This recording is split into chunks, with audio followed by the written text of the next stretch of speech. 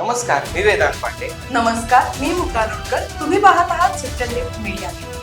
Russia Ukraine युद्धात गुजरातमधील 23 वर्षाच्या एमिल माकुकियाचा मृत्यू झाला असून त्याचा मृतदेह परत मिळावा यासाठी कुटुंबियांनी सरकारकडे विनंती केली आहे. मनोज जरांगे यांच्या विरोधात देवेंद्र फडणवीस यांच्यावर गंभीर स्वरूपाचे आरोप केल्याने गुन्हा दाखल.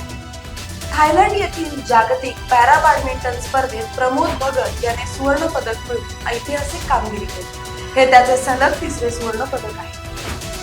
अवकाळी गारपीटने नाशिक, जळगाव, बुलढाणा जिल्ह्यातील शेतकरी हवालदिल. अंमली पदार्थांच्या काळ्या बाजारातील मागणी विरोधात कारवाई करणे तसेच विक्रीवर नियंत्रण ठेवण्यासाठी जर्मनीमध्ये अंमली पदार्थांना कायदेशीर परवानगी मिळाली आहे. ज्ञानव्यापी येथे तळघरात पूजा सुरू राहणार आहे. अलाहाबाद उच्च न्यायालयाने कोर्टाच्या निर्णयाला आव्हान देणारी याचिका फेटाळली. तृतीयपंथीयांनी लोकसभेच्या निवडणुकीमध्ये तिकिटांची मागणी केली आहे.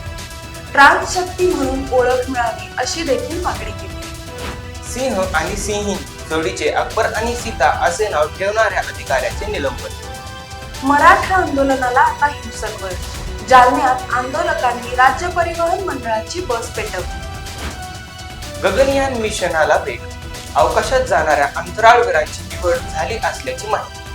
अद्याप घोषणा झाली नसली तरी प्रशांत नायर, अंगद प्रताप, अजित कृष्णन आणि चौहान ही नावे समोर आली आहेत. तुम्हालाही अशीच व्हिडिओ आवडत असतील तर सबस्क्राईब करा स्विफ्ट अँड लिफ्ट मीडियाला, लाईक करा या व्हिडिओला आणि शेअर करा इतरांसाठी.